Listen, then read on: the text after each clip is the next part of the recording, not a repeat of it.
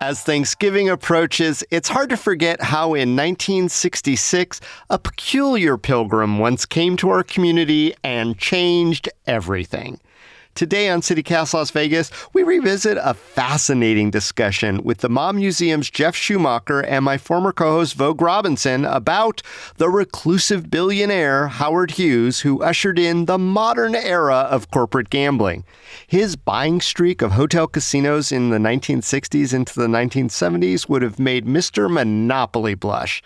Though perhaps the oddest thing of all was his sudden arrival and years later his mysterious departure from our town around Turkey Day. It's Wednesday, November 22nd. I'm David Figler, and here's what Las Vegas is talking about.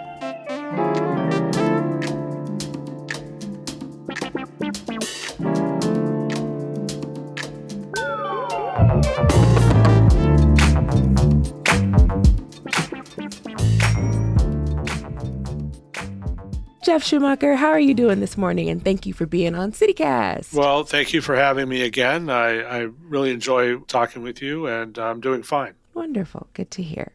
So I heard, and we did some research to back it up, that Las Vegas was the place that Howard Hughes decided to come to on Thanksgiving Day. So we're coming up on the anniversary of that. Why did Howard Hughes come to Vegas on Thanksgiving in 1966? Well, that's a really good question. I think there's still a bit of mystery around that. But the long story is that, Howard Hughes in the early 60s was having a great deal of conflict with the shareholders of Trans World Airlines, TWA.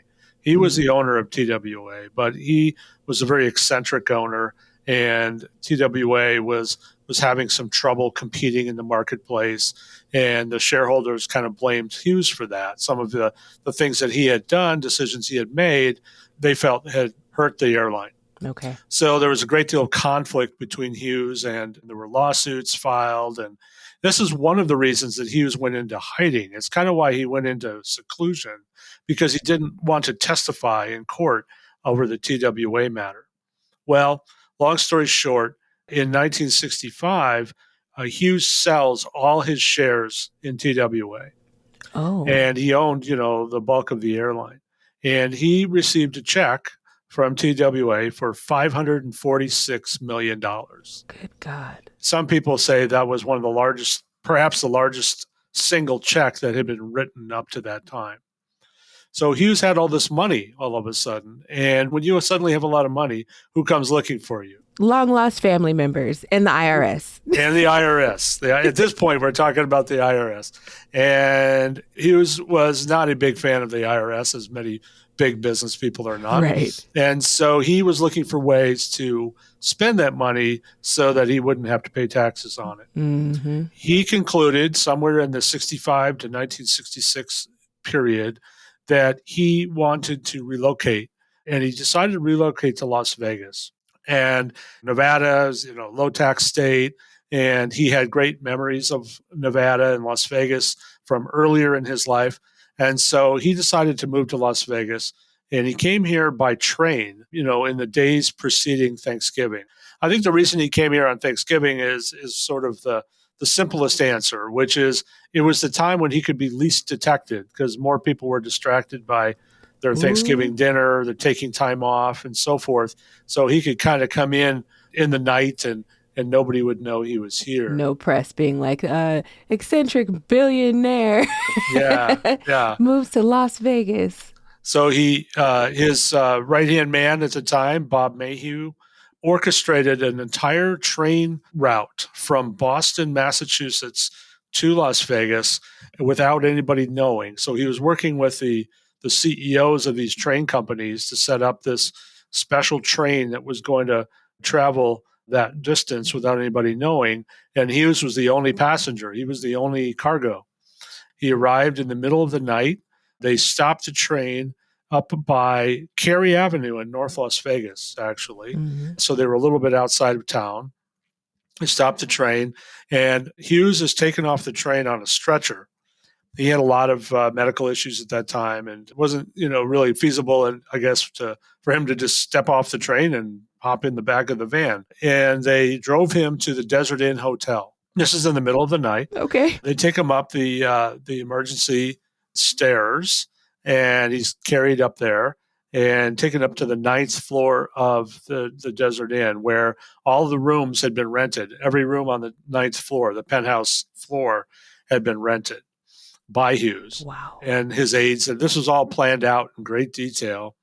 And Hughes arrives on the 9th floor, and he proceeds to live there for 4 years. Wait, 4 years in a hotel? Just Yes. the whole top floor. That's right. Wow. This is next level. Can you tell me kind of a little bit about what his life was like in Vegas? So, Hughes by this time had become very reclusive and eccentric. He lived, as I mentioned, on the 9th floor the entire time.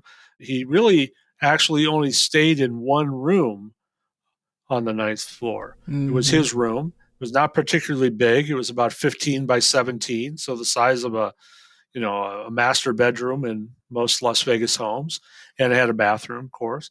And so he is staying in this room by himself most of the time, but he has about half a dozen aides who are handpicked by him and his staff to take care of his needs. So they bring him his meals, and they bring in memos, and he just sends out memos. They bring him his magazines, or whatever he needs or wants.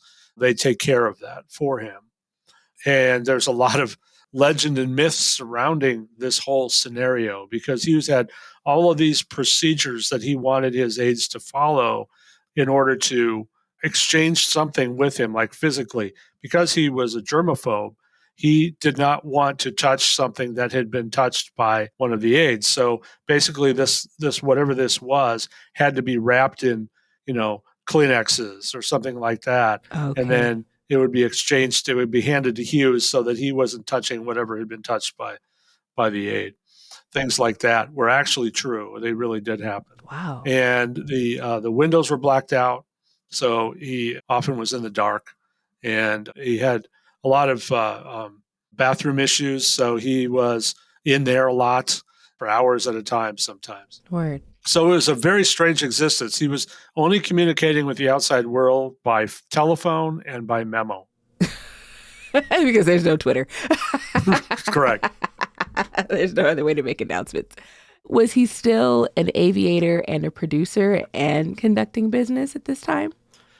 By this time, he was mostly focused on buying properties in Nevada. So he kind of moved to Nevada with the idea that he was going to spend money when he got here. So he bought land, he bought a golf course, he bought a couple of airports. He bought a TV station, Channel 8. And then there was threatening to kick him out of the Desert Inn Hotel just a few months after he got there, because the owners are like, you've got the entire penthouse floor. You're not a gambler. None of your aides are gamblers. We're losing money on this deal. So there was some pressure applied to Hughes for him to move out. And he didn't want to move out. He was very happy there, apparently. Right. And so instead of moving out, he bought the hotel. He engaged with Mo Dalitz, who was the owner of the Desert Inn and a mobster. And they worked out an arrangement where Hughes purchased the Desert Inn, and then he was allowed to stay there for 3.5 more years. What's a story from Hughes's life in Las Vegas that you think would surprise people? Well, okay, so I'll talk about his eating habits, because they were very unusual. He always liked ice cream, and so he would have ice cream after dinner. So typically he wanted vanilla, but then he suddenly wanted, this is the most famous story probably from his Las Vegas time, which was he really wanted this banana nut ice cream that 31 Flavors, Baskin-Robbins had. Okay. So the aide goes down to the Baskin-Robbins and says, I want banana nut.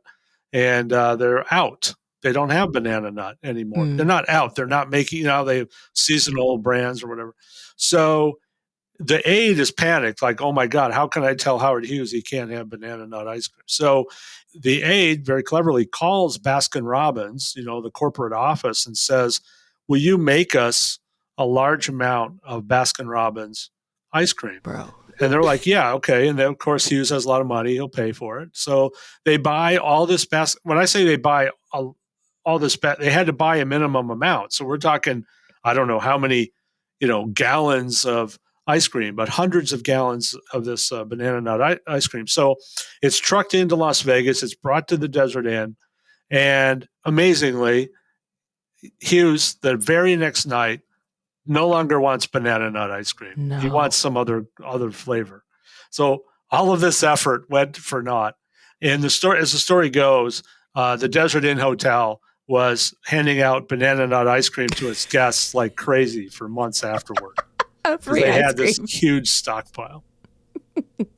They could boast, we're the only place that has banana nut ice cream from Baskin Robbins. That's right.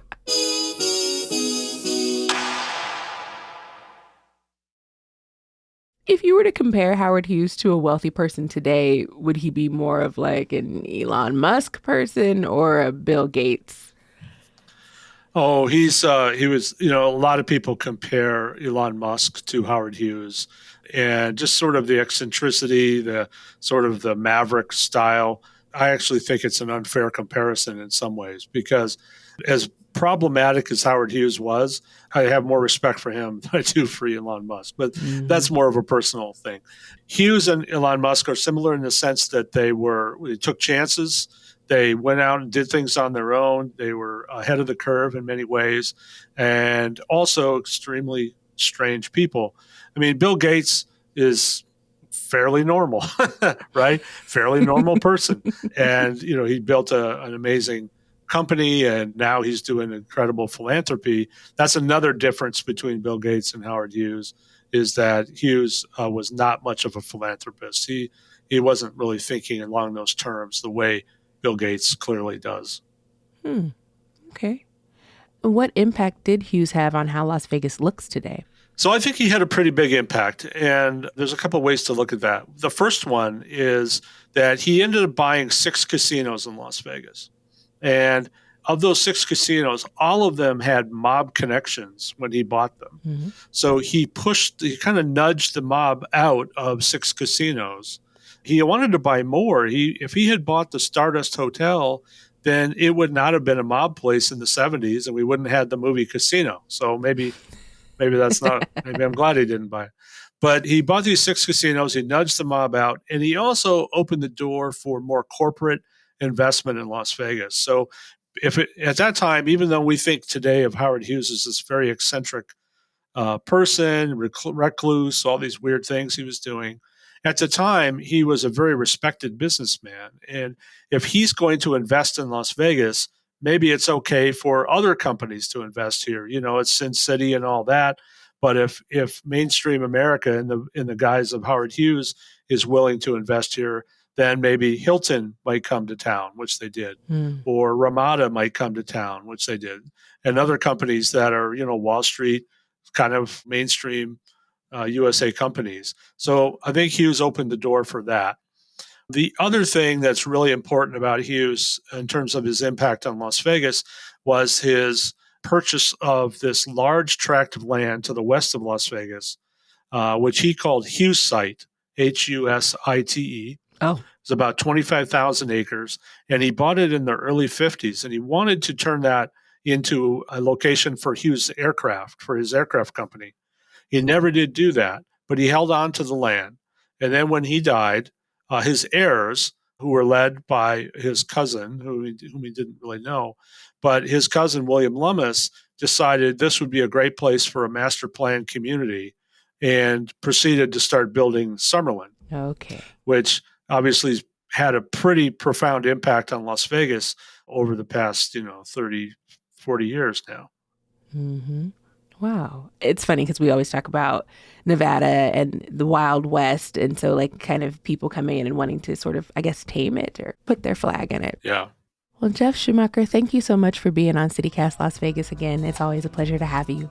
Well, thanks for having me. I appreciate it.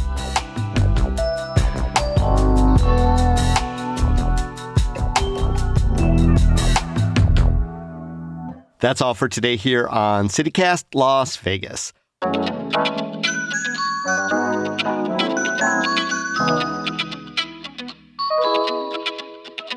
Our executive producer is Sonia Cho Swanson. Our producer is Layla Muhammad. Our newsletter editor is Scott Dickensheets. And our hosts are Sarah Lohman and me, David Figler. Music is by OG Moose, Epidemic Sound, and All the Kimonos.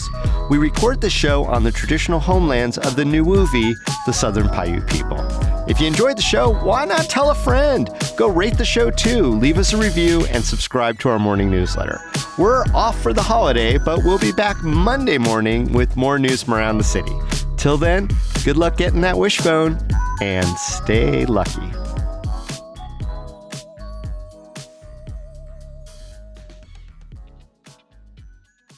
He left rather abruptly in 1970, also on Thanksgiving, by the way. I'm just imagining, what if he had continued to live in Las Vegas, what more he might have done.